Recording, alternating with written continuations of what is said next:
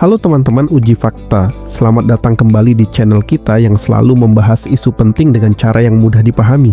Hari ini kita akan membahas aturan baru dari Komdigi yang melarang anak di bawah 16 tahun memiliki akun media sosial berisiko tinggi.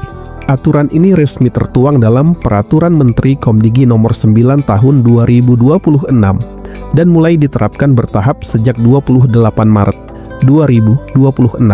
Banyak yang bertanya, kenapa sampai harus dilarang? Apakah ini berlebihan? Apakah anak jadi tidak boleh pakai internet sama sekali? Nah, di video ini kita akan kupas semuanya dengan tenang dan berdasarkan data. Pertama-tama, kita pahami dulu tujuan utamanya. Pemerintah tidak melarang anak menggunakan internet sepenuhnya. Yang dibatasi adalah akses ke platform media sosial yang dianggap memiliki risiko tinggi. Risiko ini bukan sekadar teori. Kita hidup di zaman di mana konten apapun bisa muncul dalam hitungan detik. Anak-anak bisa saja tanpa sengaja melihat konten kekerasan, pornografi, ujaran kebencian, atau menjadi korban perundungan digital. Selain itu ada risiko penipuan, grooming, bahkan eksploitasi anak secara online.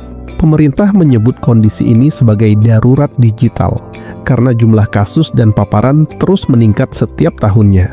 Kenapa batasnya 16 tahun? Usia ini dipilih berdasarkan masukan dari psikolog dan pakar perkembangan anak. Di bawah usia 16 tahun, kemampuan anak untuk mengontrol emosi, memahami risiko, dan membedakan informasi yang benar dan salah masih berkembang.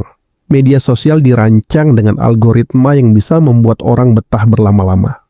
Bahkan orang dewasa saja bisa kecanduan. Apalagi anak-anak yang masih dalam tahap pembentukan karakter. Sekarang kita lihat datanya. Berdasarkan survei nasional, lebih dari setengah anak Indonesia sudah menggunakan internet untuk media sosial. Rata-rata waktu penggunaan bisa mencapai 4-6 jam per hari. Ada anak yang bahkan mulai aktif di media sosial sejak usia sekolah dasar. Data dari Lembaga Perlindungan Anak menunjukkan tingginya kasus perundungan digital dan paparan konten tidak pantas. Ini bukan sekadar angka, tapi menyangkut kesehatan mental generasi muda. Lalu bagaimana penerapannya? Platform seperti TikTok, Instagram, Facebook, X, Threads, YouTube, hingga Roblox diwajibkan memverifikasi usia pengguna secara lebih ketat. Tidak lagi cukup dengan mengisi tanggal lahir. Platform harus menggunakan teknologi tambahan seperti sistem estimasi usia atau verifikasi identitas. Jika ditemukan akun milik anak di bawah 16 tahun, akun tersebut bisa dinonaktifkan. Yang akan dikenai sanksi jika tidak patuh adalah platformnya, bukan anak atau orang tua. Banyak yang bertanya, bukankah anak bisa bohong umur? Betul, itu tantangan besar. Namun pemerintah meminta platform memperkuat sistem deteksi. Teknologi sekarang bisa membaca pola penggunaan, bahkan mendeteksi jika wajah pengguna tidak sesuai dengan usia yang diklaim. Apakah ini 100% sempurna? Tidak, tapi ini adalah langkah untuk memperkecil risiko. Bagaimana dengan VPN? Secara teknis, VPN bisa menyembunyikan lokasi, tetapi platform besar biasanya memiliki sistem untuk mendeteksi penggunaan VPN. Mencurigakan. Lagi-lagi, tidak sempurna, tapi semakin sulit untuk disalahgunakan. Lalu soal game online.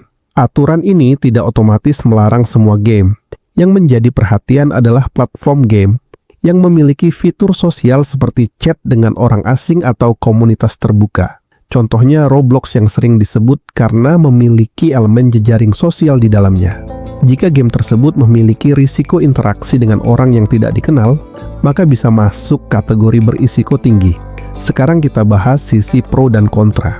Di sisi pro, banyak orang tua dan pakar anak mendukung aturan ini. Mereka merasa terbantu karena selama ini sulit mengontrol paparan algoritma media sosial yang begitu kuat.